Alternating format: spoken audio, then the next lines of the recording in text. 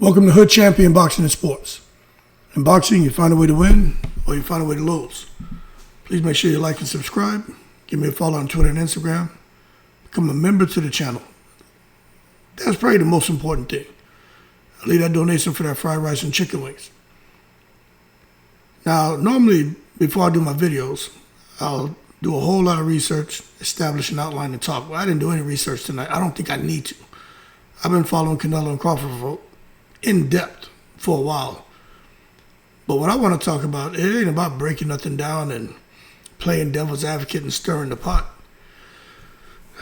It's about what I'm getting from Terence Crawford and Canelo during their interviews.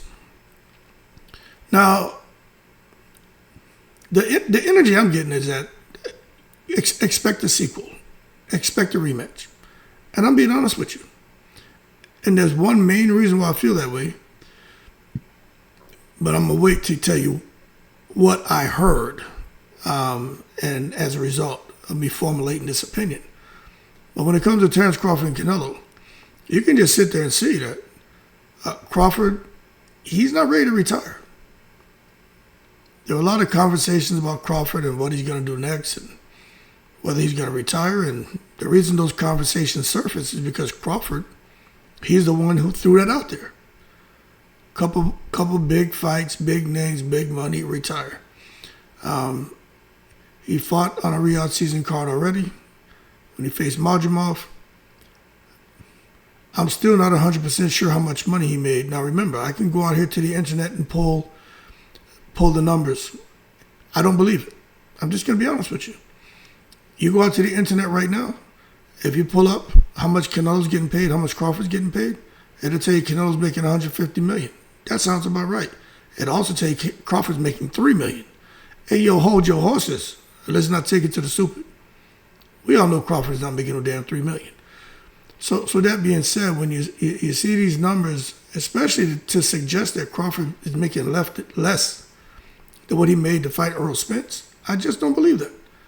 You know, in boxing, when you're a 4-weight division champion, 2-time undisputed, you don't move down the ladder. You move up the ladder. You don't reverse as far as the pay scale. So I do believe Crawford made really good money against Majumov, and I do believe Crawford against Canelo is making huge money. But that being said, I have a feeling that Terence Crawford and Canelo is going to probably end up in a draw. You know what I'm saying? Although I'm favoring Crawford to win the fight, let me just say this. I think Canelo blasts Crawford out of there in 3 to 4 rounds if he fights the right fight. If he comes in there and he's Canelo, he's Saul. He's the guy from Guadalajara, Jalisco, Viva Mexico Cabrones. But if not, then Crawford is going to have the opportunity, because Crawford's a brilliant fighter. Crawford has no problem with establishing a firm understanding of his distance management. And that means Canelo is not going to be able to cut that ring off and put the pressure on him that he wants in the first 3-4 rounds. Now, the counter argument is, well, Canelo's going to be fresh. Canelo's going to be on him. Green light, go, all gas, no brakes. True. Very true. But Crawford's also going to be fresh. Green light, go, all gas, no brakes. Retreat, retreat, retreat. But how about this? Coin flip. Next thing you know, Crawford's the guy who's putting pressure on Canelo. We just don't know. But if you're a betting man, you probably bet on Canelo being the one who's trying to put the pressure. I just don't think Canelo's going to be able to catch up to him. But if he does, then, outstanding. Canelo did the business, and he did it like he was supposed to. But the reality is Terence Crawford is not Jermell Charlo. Terence Crawford is not Daniel Jacobs. Terence Crawford is not any of these other fighters that Canelo's faced or these other guys who are putting on gloves irregardless of weight division. Terence Crawford is a master of his craft. He's wanted to be great. He's always been the underdog. He's always had to work harder. And as a result, you see what his hard work has earned him. This moment. And I don't think Crawford is going to... I don't think he's going to take it to the stupid. I think Crawford's going to seize the moment. and I think he's going to survive. And when I say survive, it doesn't mean he's not going to try to win the rounds. What I mean is, I think he's going to avoid getting knocked out or badly hurt the first 3 or 4. But I do think that's Canelo's opportunity. If Canelo fights the right fight, I think he can get to Crawford early. But it's not going to be easy. But the problem is, after that, the fight takes off. It's a sprint to the finish line now. And what I mean by that is, it's all about stamina and conditioning. I talk a lot about boxing. I also come and I share you guys stories with me and back in the day and working out, from powerlifting, weightlifting, boxing, running marathons. You know, I'm always sharing shit. But I will tell you, a guy like Crawford and Canelo, they're in a different type of condition. You know what I'm saying?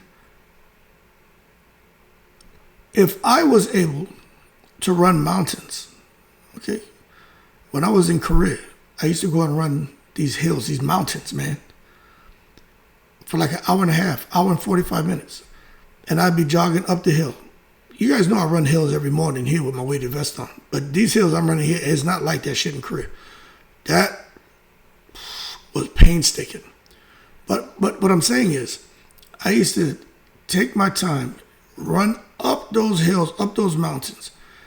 And then sometimes I'd have to jog in place to let my legs rest, to get a little bit of, get my breath. Because I'd be pushing myself. I really would. But then what happened is I would get to the point, my turnaround point, which was this restaurant deep in the hills, man, up in the mountains. And every time I get there, the Koreans and the locals who worked there and who lived in the area, it was very desolate, man. I used to run into some shit like, yo, people live here. And they'd be, Adashi, and shit like that. You know, just happy to see an American, you know. And they just got used to seeing me come running through there. Sometimes I run through there and they would be offering me fish soup and shit like that. And I'd be like, you know, try to tell them no. They give it to me, I grab it and sip a little bit. That shit used to be good. But I'm jogging and now I'm sipping this fish soup. Ajumal used to come and, everybody give me fish soup in a cup. She knew I was running. And I'd sip it, run, and I'd get kind of out of sight, and I'd look back and I'd toss that shit. Not because it didn't taste good. I can't drink it and eat that shit when I'm running. And then all downhill, I'd be straight. So the reason I tell you that is, it got to the point where I was able to run that shit. And I say push hard, all the way uphill and sprint back. Hour and 30 minutes. Not sprint up the hill on the way back. And I used to just be pushing. And if I can do that, with Crawford and Canelo, where after 3 or 4 sprints to the finish line, I know for a fact that Crawford can do it. I think Canelo can do it up until maybe around 7, because I do think Canelo's in a different type of shape for this fight. You got to give Canelo credit. He took this fight serious. But I just think if Crawford, after 3 or 4, if he can fight the right fight, I think Crawford turns into an all-out sprint, pushes the pace, Canelo fatigues, and Crawford goes on to get a decision. Can he stop Canelo? Of course. Anybody can stop somebody. This is boxing. You know what I'm saying? I don't think it's, far-fetched to suggest Crawford knocking out Canelo. No, but I think definitely if you're going to bet your money on someone getting knocked out, you probably put your money on Canelo knocking out Crawford. Just because, one guy's been at 168 for a while and doing the business, and it's been hard for people to hurt him at that weight. But now, bringing it all together, you know what I'm saying?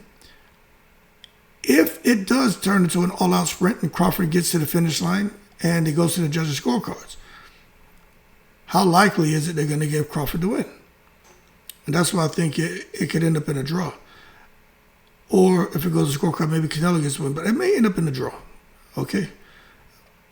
But Crawford would probably be the guy who goes out of there as the unofficial winner, just for the fact that he didn't just get to the finish line with Canelo like Jermell Charlo. He got to the finish line while fighting his fight, landing shots, possibly, stunning Canelo here and there. And now they're there and they have to go to the scorecard, something that most people, and I'm going to tell you from doing the videos, I don't think anyone's done as many videos on Crawford and Canelo as I have. But I can tell you from, scanning over the comments, 80% of people feel Canelo's going to defeat Crawford and they feel like he's going to knock him out. So I think that would create a big shock. Now, you come back and probably say, okay, well, what's this secret you're keeping? Well, remember, I told you, I'm going to just wait to tell you. I'm going to tell you now. The reason why I think he's going to end up in a draw, unless, Canelo and Crawford decide they're just going to go off script and do what they want. Because Turki Al-Sheikh said initially he was, kind of siding with Crawford and feeling that Crawford would win. But remember, he has a personal relationship with Terence Crawford, but he said over the last 6 or 7 months, he spent a lot of time with Canelo. So he's grown close to Canelo. And what he said was, this is a fight where he thinks both can win. He doesn't know who's going to win. He's conflicted. And he said, normally with every fight that he puts on, he has someone who he's picking, someone who he wants to win. He said in this fight, he doesn't have a favorite. He's just like, let the cards fall where they may. Now, that's the first time I've heard Turki say that, but when he said that, I took it as that was him kind of throwing us a bone, saying, all right, for those of you who are smart, you'll pick up on what I'm saying, and you'll go do a video about it and let the world know to expect a rematch between Crawford and Canelo. Now, would it make sense? Well, we're going to find out after this weekend. This is the first time in a long time, 30, 40 years, since there are going to be so many eyes on boxing. And that's a pretty big deal.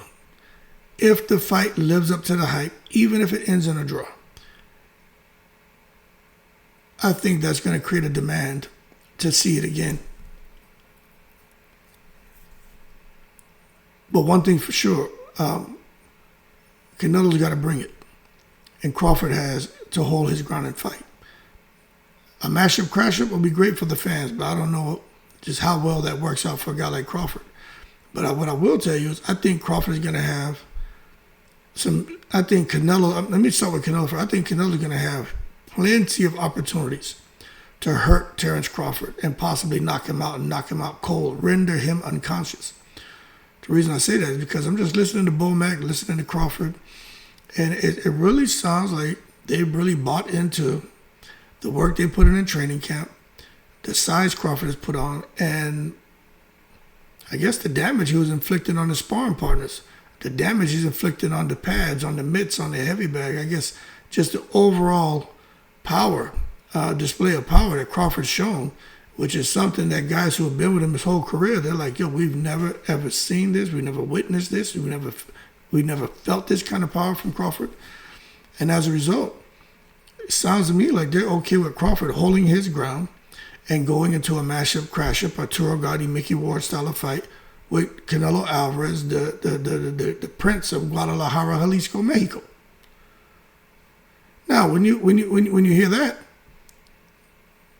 that shit should make you feel a little bit excited because, wow, we may actually get a no-kidding scrap. But if you're a Crawford fan, that should make you feel like, hey, yo, Crawford, easy. We know you green light go and you're feeling yourself right now, but pump the brakes and hold your horses and let's not take it to the stupid. Now, if you're a Canelo fan, you're looking at it, you eating this up. You're like, that's just what we want. We want Crawford to stand there and get himself into unnecessary exchanges. That's what you want. Because even me, like me, I don't care who wins. You get a couple people who see 1 or 2 videos that I put out and think that I'm biased towards Canelo or think that I'm biased towards Crawford. I mean, you guys know I don't give a shit who wins. I like talking boxing. I'm going to keep stirring the pot. But right now, we're having a real conversation right now. You notice I ain't stirring the pot. I'm talking. This is me talking. But what makes this interesting, right? Just like Canelo, I think you're going to have plenty of opportunities to showcase his body punching, his infighting skills, his timing, everything that the guy with the shorter arms would want to do in the fight. I think he's going to have opportunities to do it to the guy who's, I think longer, maybe faster, maybe with the faster feet. I think Canelo's going to have a lot of moments where Crawford's there. Canelo just has to let his hands go. In addition, Crawford is going to have his opportunities to showcase his elite boxing skills from both stances. His timing, his counterpunching, his trap setting, his footwork. And you may say, well, how you get that? Because Canelo said, when he was asked about how he used to fight, how he used to box, a lot of upper body movement, head movement, creative combinations, how he was just a master puncher, master counter puncher. And they say it was at 168, you haven't done it. You've kind of gone to what Hood Champion was saying, that single shot delivery system, all power shots. And Canelo said, you know what, the reason why I evolved my style is because I don't need to move around that much anymore. I don't need to throw a bunch of combinations anymore. With those big guys, they're slow. I'm faster. So I just high guard and walk them down and shoot hard shots. My shots are faster than theirs. They get there first, so I don't need to. But what Canelo said is he can still do that. And he said with Terence Crawford, he feels that he's going to have to punch and throw more punches and throw more combinations and do all the things that we've seen him do against a Cotto, against a Trout, against a Alfonso Gomez, against a James Kirkland. He said the same things that you guys have seen me do 7, 8, 10 fights in the past. He's like, I can still do that. And he said with Terence Crawford, I believe I'm going to have to do that because he knows Crawford is a slick boxer, fast hands, combination puncher. Crawford doesn't run, he moves, and when Crawford's moving, he's basically making sure his feet are in position to counter you. You know what I'm saying? Or load his legs to where he can explode and hit you with a shot you don't see and hurt you, badly hurt you. So Canelo sounds like he's turned on and understands the threat in front of him. Crawford sounds like he's turned on and knows the threat that's in front of him. But from listening to Canelo, I think this is where he could be making a mistake, trying to outbox the guy who is a genius when it comes to distance management, ring generalship, spacing, timing, counter, patience, walking into traps, pivoting, using angles, clinching, turning, pushing off, shoulder checking. You know what I'm saying? I just think that's dumb for Canelo to come now and feel he's going to prove a point, something he hasn't done in 6 or 7 fights, that he can outbox the boxer. Y'all hear what I just said, right? I'm not making this shit up. This is what Canelo said. I don't have no notes or nothing. It's me talking. How is it that Canelo is convinced he can outbox the boxer? Canelo has fast hands, very fast hands. Crawford has fast hands too. I don't think Crawford, it's like I said in another video, Crawford doesn't have that blinding, shocking Amir Khan type speed, but he has fast hands. He has heavy hands. But as far as single shot delivery, I think Canelo's shot gets off faster than Crawford. But as far as combinations, I think Crawford may be faster, but I don't think he's that much faster than Canelo. But I do know he has the reach. So if they're in the center of the ring and they're boxing, I think Crawford has his way. I just think Canelo starts reaching, which makes him vulnerable to some hard counters. And I think Crawford is going to make him pay the price. But can he hurt Canelo is the thing. We all know Canelo's chin is made of granite. We all know that. We all know, no matter who you're rooting for, we all know Canelo, you can't just get in there and hurt him. But Crawford has shown to have special power at 154. He was hurting Marjamov, but was he dazing him? Did he have him dancing salsa in the ring? Nah. But he was hurting him. Even Marjamov talked about Crawford's power. So Crawford's got power with them 10 ounces. But, I mean, is Marjamov's chin better than Canelo's? I mean, I don't know. I'd want to say no. I'd want to say Canelo's chin is probably one of the best chins in boxing. Definitely at 168, 175, it'd be hard for someone to hurt him. You'd have to hit him, I think, repeatedly. A sustained and concentrated attack and land right on the button. Super clean shots over and over. And then eventually I think Canelo will go down. He's human. But, can Crawford do that? So it makes for an interesting discussion when we talk about Crawford trying to out-pressure fight, out-slug the power puncher. It's just a suicide mission. He might as well strap a bunch of dynamite to his chest and detonate that shit. It's just like Canelo trying to outbox Terence Crawford. It's a suicide mission. He might as well strap a bunch of dynamite to his chest and detonate that shit in the ring. Because he's going to get killed.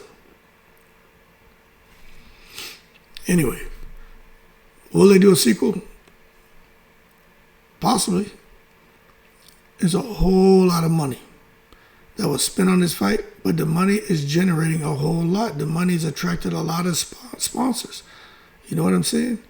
There is a lot of money and different forms of revenue that are being generated by the fact that these two guys are headlining this card. And Turki Al-Sheikh's involved. So he's putting money up. And I am not saying he's going to recoup the money he's put up to make this fight. One thing that I'm going to tell you is a fact. Turki Al-Sheikh, he gets the support of those two mountains in Saudi Arabia. Those two mountains is the king and the prince of Saudi Arabia. They're the ones that tell him, yes, push forward. What do you want to do? Okay, go ahead. So Turki Al-Sheikh does not care that he's losing money. He really wants the sport of boxing to get back to that space that it was in when it comes to sports. He really wants people to wake up on a Saturday and see big-time boxing on mainstream television, and all these different platforms. He wants that. And again, they're not worried about money. For those of you saying, oh, they keep losing money. My man, they print their own money in Saudi Arabia. How about that? They print their own money. They don't care. Dudes don't care. And that sovereign wealth fund's worth trillions. What do they care if they say? You don't even think Turki Al-Sheikh's blown through 100 billion yet. They got trillions. Hundreds of trillions. So don't for a second think that, Turki Al-Sheikh now is going to pack up shop because, they're not turning a profit on their investments. They're profiting in other ways. I've done a lot of videos. Some of y'all just come onto the channel. Let me bring you up to speed. Must have been a year and a half ago I was talking about this. I was like, Turki Al-Sheikh gonna hook up with Donald Trump. And people were like, oh, there go hood champion. I was like, no, you just pay attention. I was like, when Turki Al-Sheikh was having events in America, I'm like, Turki Al-Sheikh got some connection.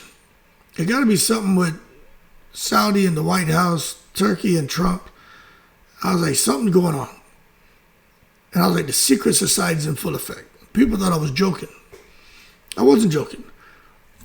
Because how, right, can there be supposed tension between the United States and Saudi Arabia? Then all of a sudden, Saudi Arabia starts bubbling up the last 5 or 6 years with its boxing.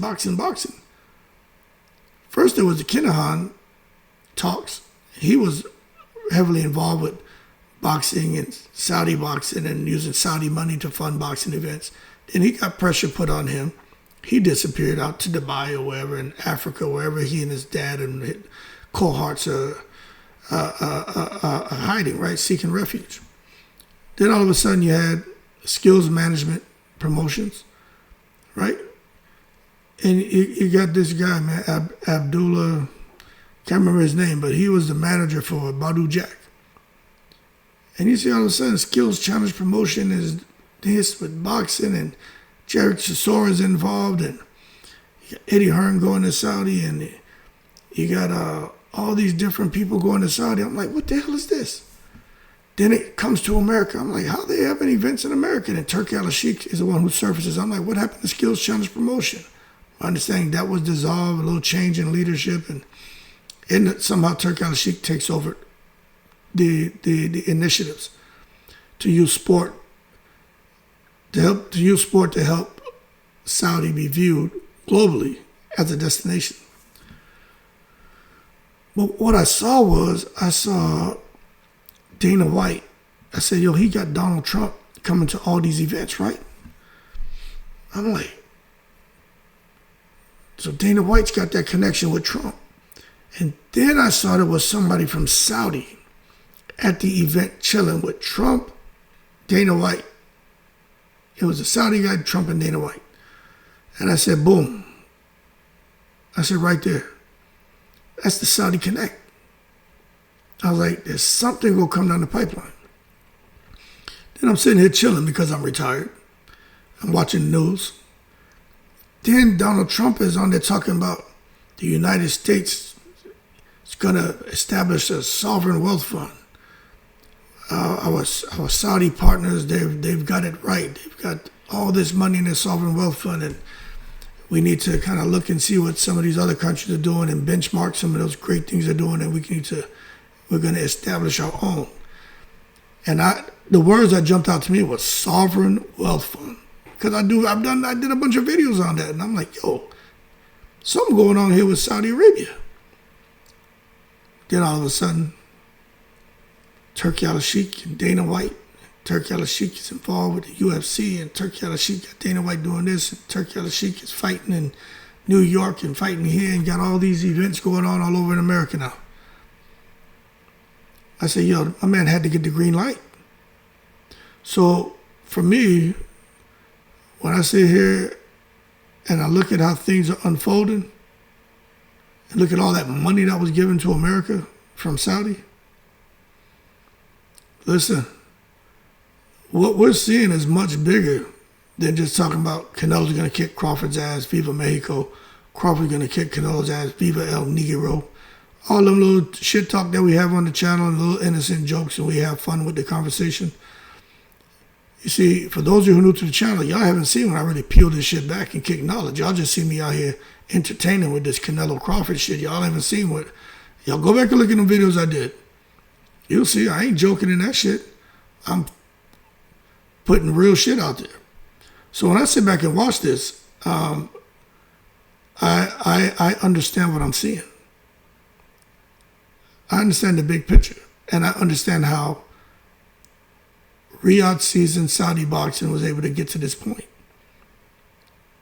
Trust me. You think anybody from outside of America is just going to be able to come over here and put on the kind of events that Turki al-Sheikh's putting on without a little bit of politicking? And I'm not saying it's bad. I'm not saying anything's illegal. I'm just saying you want to get green light, go. Got to get a little bit of, cha-ching ching. Saddle up that paper. And when you look at how everything's played out and the type of money that's exchanged hands and the reason why money's exchanged hands and the business opportunities that were created for Saudi Arabia here in the United States and business opportunities created for the United States there as far as with Saudi funding, I mean, you could understand how whatever Turki al-Sheikh wants to do over here in America with sports, he's going to be able to do it. Just how it goes. And remember, I'm not saying there's anything wrong. I'm not saying anything illegal, anything immoral. It's just politics, man. Speaking of politics, y'all see that shit that happened today? They shot that guy. That's sad, man. I don't follow politics like that, But I because I get on social media to look at boxing, I have seen clips of the guy. And, he's always going back and forth with people. And everyone has an opinion about him. Some love him, some hate him. But to see that, to know that man had small children, two small daughters or something, whatever it is, it's crazy. But anyway, that's all I'm going to say about that. I'll just say for anybody going out to Vegas or you're in Vegas right now for this sporting event, I'll just say be safe, be vigilant, have awareness. You know what I'm saying? We used to get briefings, shit called OPSEC and all that. You know what I mean? If you're traveling to a certain place and back, don't use the same travel path. Don't use the same path. Go different routes. You know what I'm saying? Don't create any predictable patterns. Kind of like boxing and shit. Just be safe, man. Because I don't know none of y'all. But some of y'all we talk pretty regular in the comments and stuff, and you establish a rapport without seeing the face. But I'm just saying, man, if anyone's going to be out there, just be safe, because I'll be honest with you, I'm just waiting for one of these big events to have some wacko jacko decide he wants to come out there and be famous, become a martyr or whatever, and just totally disrupt the event. They got crazy people out here, man. But anyway, the sequel showdown, what we could be getting with Crawford and Canelo. Could really see these guys do a rematch.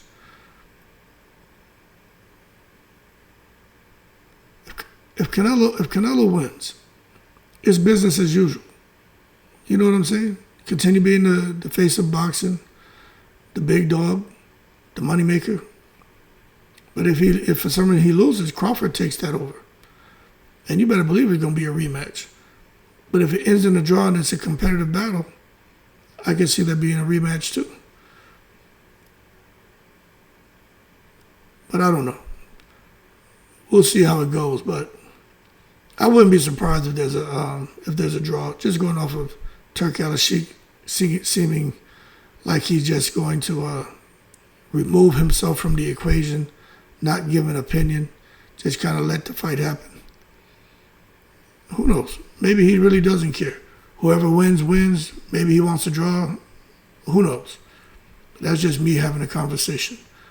That being said, y'all keep cool. Crawford has everything it takes to win. Canelo has everything it takes to win. I just think if Canelo's going to get the job done, he's got to do it early in the fight. Especially if Crawford makes a mistake of coming in there confident. You know they listen to the trainers. Bomac probably telling them, go in there and knock that MF out. You can beat his A-word, you know what I mean? Go beat his you-know-what. And Crawford goes out there and he's like, let me feel the power. Let me see what it feels like to get hit by Canelo. And then Canelo hits him with something. And then Crawford's like, feet don't fail me now. Betty, Betty, Betty. And he's start flying around that ring like a goddamn fruit bat, trying to get the hell away from the goddamn Mexican monster. And then Canelo can have control of the fight. And they go the whole 12 rounds, the crowd booing. All them horns going off and bunch of Canelo and Mexico going off in the crowd and Crawford looking crazy. Because when Canelo fought Jermell Charlo knew he couldn't win the fight, was okay with losing the fight. That's why he ran 12 and said, all right, I didn't get knocked out, I got paid, I didn't fight back. It was a horrible outing. I don't think Crawford is okay with not trying. I don't think so. Crawford ain't built like that. You can just see this. Crawford off. I joked about it in other videos. He got a little Danny DeBoer in him, a little Sesame Street. You can look in a person's eyes and see that, you know, they okay with going to prison. Crawford's got that look about him. You know what I'm saying? So if Canelo hits him and hurts him, I think Crawford's going to want to fight back. And that could be Crawford's ultimate downfall. If Canelo hurts him, Crawford's not going to take a knee or nothing. He probably doesn't know what to do if he gets hurt because he's never really been hurt like that. You know what I'm saying? That's the other thing that we should look at. If Crawford gets hurt, does he even know what to do?